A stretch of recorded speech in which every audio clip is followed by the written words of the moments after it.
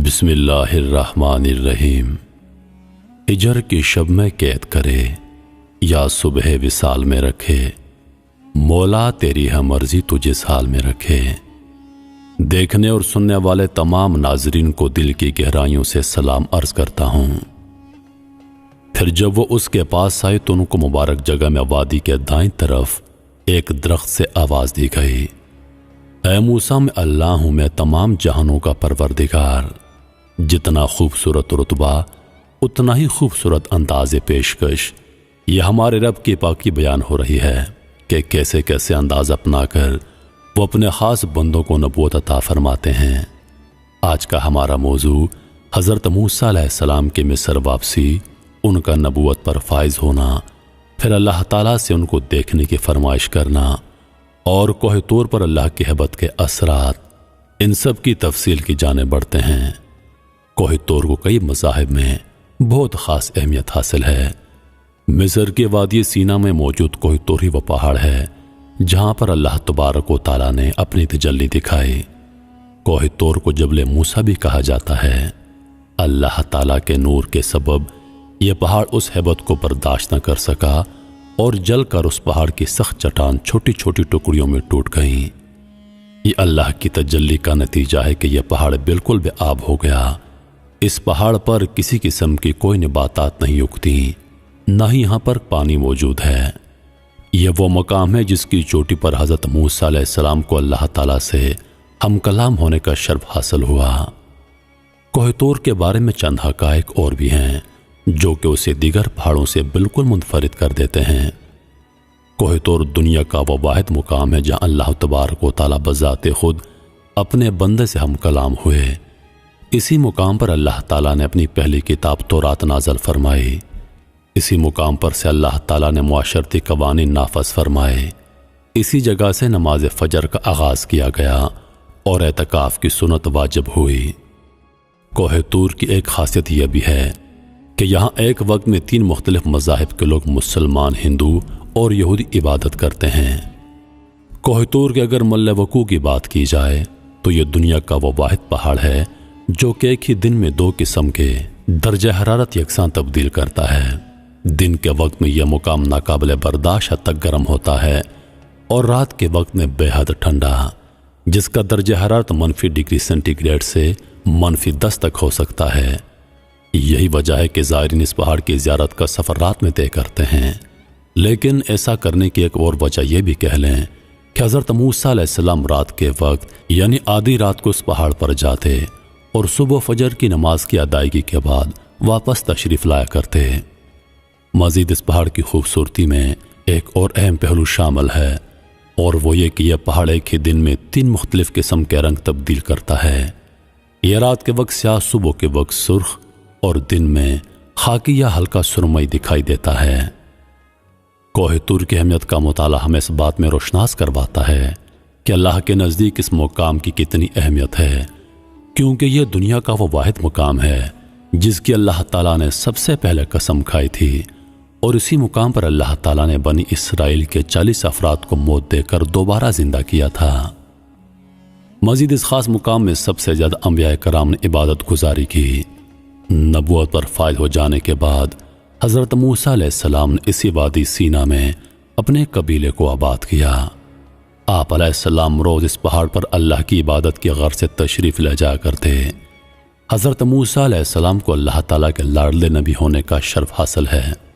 اس کی وجہ یہ ہے کہ حضرت موسیٰ علیہ السلام عشق الہی میں اس قدر ڈوبے رہتے کہ انہوں نے اللہ سے ان کے دیدار کی ضد کی، جبکہ کسی نبی سے ایسا کوئی واقعہ منسوب نہیں۔ اللہ تبارک و تعالیٰ نے انہیں بتایا کہ اے موسیٰ، تم مجھے ہرگز نہیں دیکھ پاؤ گے، لیکن موسیٰ علیہ السلام نے اپنی ضد نہ چھوڑی۔ پھر ایک رات اللہ تعالیٰ نے انہیں اپنے دیدار کے غرض سے بلایا۔ جو ہی اللہ تعالیٰ کی نور کی ذرا سی تجلی حضرت موسیٰ علیہ السلام اور کوہ طور پر پڑی، آپ علیہ السلام اس نور کی تاب نہ لا سکے اور بے ہوش ہو گئے، اور کوہ طور اللہ کی ہیبت سے جل کر سیاہ ہو گیا۔ حضرت موسیٰ علیہ السلام 40 دن تک اس پہاڑ پر بے ہوش پڑے رہے۔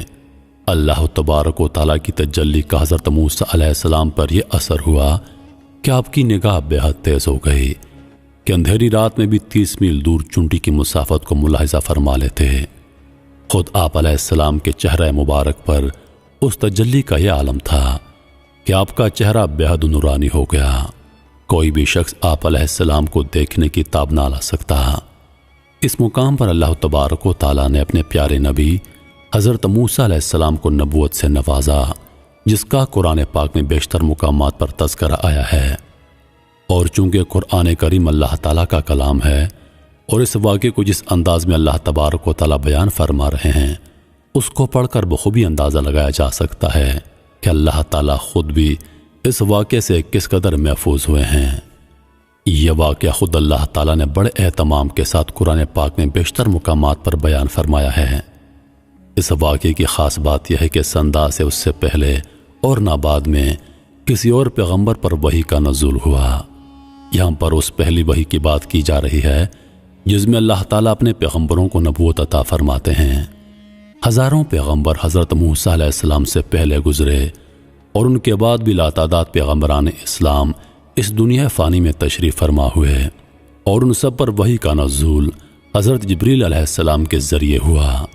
لیکن اللہ تعالیٰ نے موسیٰ علیہ السلام کو ایسی فضیلت عطا فرمائی اور ان کو اس انداز سے نوازا کہ اللہ تعالیٰ نے انہیں براہ راست حضرت موسیٰ علیہ السلام سے ہم کلام ہو کر انہیں نبوت عطا فرمائی۔ حضرت موسیٰ علیہ السلام سے مصر میں ایک انسان کا قتل سرزد ہو جانے کے بعد آپ اللہ کے حکم سے حضرت شعیب علیہ السلام کے پاس مدین میں تشریف لے گئے تھے، جہاں آپ علیہ السلام کی شعیب علیہ السلام کی صاحبزادی صفورہ رضی اللہ عنہا سے شادی ہوئی، لیکن آپ کو مدین میں رہتے ہوئے 10 سال کا عرصہ گزر چکا تھا اور آپ کو اپنے والدین کی یاد شدت سے ستانے لگی، اور اپنے والدین کی زیارت اور ان سے ملاقات کی غرض سے مصر واپس جانے کا ارادہ کیا اور اپنے تمام اہل خانہ مال مویشیوں کے ساتھ مصر کی جانب کوچ کی۔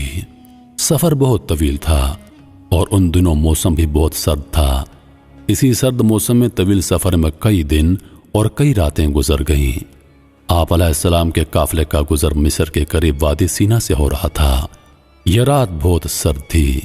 اس رات میں سردی معمول سے کہیں زیادہ تھی، اور اب یہ سردی تمام اہل خانہ خاص کر آپ کی اہلیہ جو کہ امید سے تھی ان کے لیے ناقابل برداشت تھی۔ خاندان والوں کی اسی پریشانی میں مبتلا ہو کر آپ علیہ السلام اپنے قافلے سمیت راستہ بھٹک گئے۔ خود انجان جگہ پر آپ علیہ السلام نے رات کے لیے قیام کیا تاکہ صبح کی روشنی میں صحیح سمت کا تعین کر کے آگے بڑھا جا سکے۔ یہاں پر پڑاؤ ڈالنے کے بعد آپ علیہ السلام نے کچھ لکڑیاں جمع کی اور ان کو پتھروں سے جلانے کی بار بار کوشش کی، لیکن بار بار ناکام ہو گئے کیونکہ سردی کی شدت اور ہواؤں کا بہت زور تھا جس کے باعث آگ نہیں جل رہی تھی۔ ایک تو آپ راستہ بھٹک گئے، دوسرا شدید سردی سے برا حال تھا۔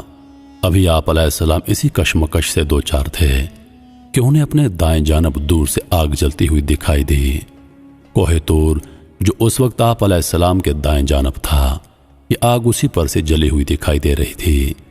یہ منظر دیکھ کر آپ علیہ السلام بے حد خوش ہوئے کیونکہ انجان سفر میں یوں آگ کا مل جانا دوسری طرف اس بات کا بھی اشارہ دیتا ہے کہ یا تو کوئی اور مسافر وہاں موجود ہے جو بھٹکے ہوں کو راستہ بتا دے گا۔ آپ علیہ السلام نے آگ کو دیکھتے ہی اپنے خاندان والوں سے فرمایا، تم سب یہیں پر ٹھہرو، مجھے آگ محسوس ہوئی ہے، شاید میں وہاں سے کچھ پتہ لے کر آ جاؤں یا آگ کے انگارے لے آؤں تاکہ تم سینک لو۔ یہ آگ کوہ طور کے کنارے پر دکھائی دے رہی تھی۔ پھر جب وہ اس کے پاس آئے تو ان کو اس مبارک جگہ میں وادی کے دائیں جانب ایک درخت میں سے آواز دی گئی، اے موسیٰ میں اللہ ہوں تمام جہانوں کا پروردگار۔ اس بات کا تذکرہ سورۃ النمل میں کچھ یوں آیا ہے، پھر جب وہ اس کے پاس آئے تو ان کو ندا دی کہ اس آگ میں اور جو اس کے ارد گرد ہے اس میں برکت دی گئی ہے، اور اللہ پاک تمام جہانوں کا پالنے والا ہے، وہ پاک صاف اور قدرت والی ذات ہے، وہ جو چاہتا ہے کرتا ہے، اور جس چیز کا ارادہ کرتا ہے حکم دیتا ہے وہ ہو جاتی ہے۔ اے موسیٰ میں اللہ ہوں زبردست حکمت والا۔ قرآن پاک میں اس واقعے کی مزید تفصیل یوں بیان ہوئی ہے کہ جب موسیٰ علیہ السلام اس مقدس مقام کے قریب آئے تو آپ کی دائیں جانب جو کہ ایک جھاڑی نما درخت تھا اس میں سے آپ کو آواز سنائی دی، اے موسیٰ جوتے اتار کر آئیے، کیونکہ آپ اس وقت مقدس وادی میں ہیں، اور میں اللہ ہوں اور میرے سوا کوئی عبادت کے لائق نہیں۔ اور ایک جگہ یہ بھی آتا ہے کہ اللہ تعالیٰ نے فرمایا میں زبردست غالب اور حکمت والا ہوں۔ اے موسیٰ میں نے تجھے اپنے پیغمبر کے طور پر منتخب کر لیا ہے۔ میں نے ہزاروں انسانوں میں سے تجھے اپنا پیغام دنیا میں پہنچانے کے لیے منتخب کر لیا ہے۔ اب آپ غور سے سنیں اس بات کو جو آپ علیہ السلام کی طرف وحی کی جا رہی ہے۔ وحی کے نزول کے دوران جو سب سے پہلی بات اللہ تعالیٰ نے فرمائی وہ نماز کی تاکید تھی۔ اللہ فرماتے ہیں اے موسیٰ تم نے پہلا کام یہ کرنا ہے کہ نماز قائم کرو۔ اس کے بعد آپ علیہ السلام کو مزید کچھ احکامات دیے گئے۔ یہ اللہ کی اپنے بندے سے وہ گفتگو ہے جس میں وہ اپنے بندے کو بذات خود وحی کر رہے ہیں اور نبوت عطا فرما رہے ہیں۔ یہ دیکھ کر حضرت موسیٰ علیہ السلام حیران و پریشان کھڑے رہے۔ ان کی سمجھ میں کچھ نہ آیا کہ یہ کیا ہو رہا ہے، لیکن در حقیقت جب اللہ کی طرف سے انبیاء کرام علیہ السلام پر وحی کا نزول ہوتا تو ان کے دل میں یہ اطمینان ڈال دیا جاتا کہ یہ سب کچھ اللہ کی طرف سے ہے، نہ کہ کسی شیطانی طاقت کی وجہ سے۔ اس لیے تمام انبیاء نے ہمیشہ ہر آنے والے وحی پر اطمینان رکھا، لیکن اس وقت تک موسیٰ علیہ السلام اس بات سے لا علم تھے کہ اصل میں انہیں نبوت کس امر کی خاطر عطا فرمائی جا رہی ہے۔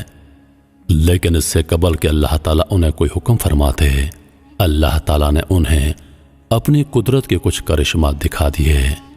اللہ تعالیٰ نے حضرت موسیٰ علیہ السلام سے فرمایا اے موسیٰ تمہارے ہاتھ میں جو لاٹھی ہے اس کو زمین پر پھینک دو۔ جیسے ہی آپ علیہ السلام نے لاٹھی زمین پر پھینکی وہ سانپ بن کر دوڑنے لگی۔ اللہ تعالیٰ قرآن کریم میں فرماتے ہیں کہ موسیٰ ڈر کے بھاگے اور پلٹ کر نہیں دیکھا۔ یہ سب اللہ تعالیٰ نے موسیٰ علیہ السلام کو اپنی طاقت کے نظارے دکھانے کے لیے کیا تھا تاکہ وہ سمجھ سکیں کہ اللہ کتنی زبردست طاقت والا ہے۔ جو ہی موسیٰ علیہ السلام بھاگے اس آگ میں سے آواز آئی اے موسیٰ واپس لوٹو، ڈرو نہیں اور اسے تھام لو، ہم اسے دوبارہ پہلی والی حالت میں لوٹا دیں گے۔ تو امن میں ہے، خوف زدہ مت ہو کہ تم کسی ایسی جگہ پر نہیں ہو کہ تمہیں کوئی نقصان پہنچا سکے۔ مزید فرمایا اے موسیٰ پیغمبر میرے ساتھ کسی بھی چیز سے ڈرتے نہیں۔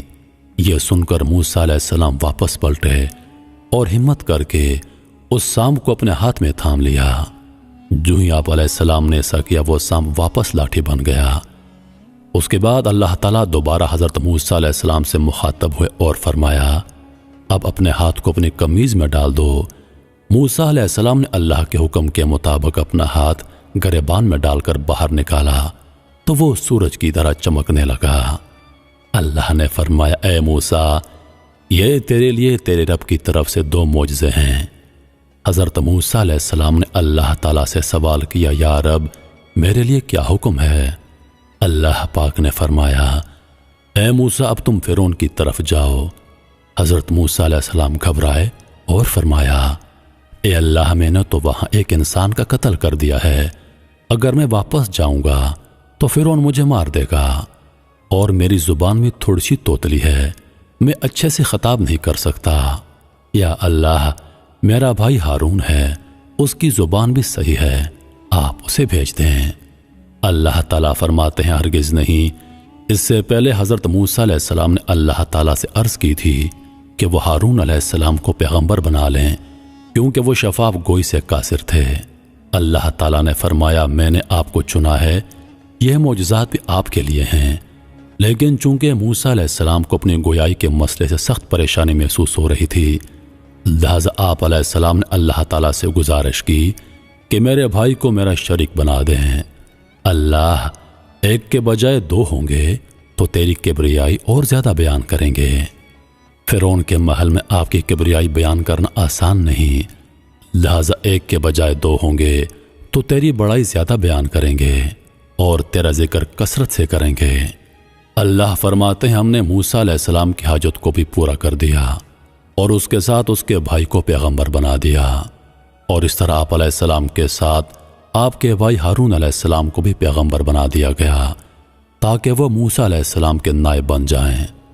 پھر اللہ فرماتے ہیں اے موسیٰ، آج ہم نے تمہاری اس دعا کو قبول کر لیا، اور اس سے پہلے بھی ہم تم پر بہت احسانات کر چکے ہیں، اور اس وقت کو یاد کرو کہ کیسے میں نے تمہاری ماں کے دل میں وحی کے ذریعے خیال ڈالا کہ تمہیں صندوقچے میں ڈال کر دریا میں بہا دیں، کیسے ہم تمہیں فرعون کے محل تک لے گئے، کیسے تمہاری پرورش فرعون کے ہاتھوں اسی کے محل میں کروائی، اور کیسے میں نے تمہیں ایک انسان کا قتل کرنے کے بعد بھی محفوظ رکھا اور تم کو بخش دیا، اور ہم نے تمہیں کتنی آزمائشوں میں ڈالا اور ان سے گزر کر آج تم اس مقام تک پہنچے ہو۔ یہ ہمارے وہ احسانات ہیں جو ہم نے تم پر اس لیے کیے کہ تم کو پیغمبر بنا سکیں۔ اور اے موسیٰ، آج میں نے تمہیں اپنے لیے منتخب کیا ہے۔ پھر اللہ نے انہیں اور ہارون علیہ السلام کو حکم دیا کہ جاؤ، اب فرعون کے پاس جاؤ، وہ بہت سرکش ہو رہا ہے، لیکن اس سے نرم لہجے میں بات کرنا، شاید وہ نصیحت حاصل کر لے۔ یہ وہ پہلا کلام تھا جو موسیٰ علیہ السلام اور اللہ کے مابین ہوا۔ اس کے بعد موسیٰ علیہ السلام نے اسی مقام پر عبادت جاری رکھی۔ وہ جھاڑی نما درخت جس مقام سے اللہ تعالیٰ کا نور نمودار ہوا، جس کو موسیٰ علیہ السلام نے آگ سمجھا تھا، یہ وہ واحد جھاڑی ہے جو اس پہاڑ پر آج بھی موجود ہے۔ اس کے علاوہ یہاں کوئی نباتات، جانور یا پرندے موجود نہیں۔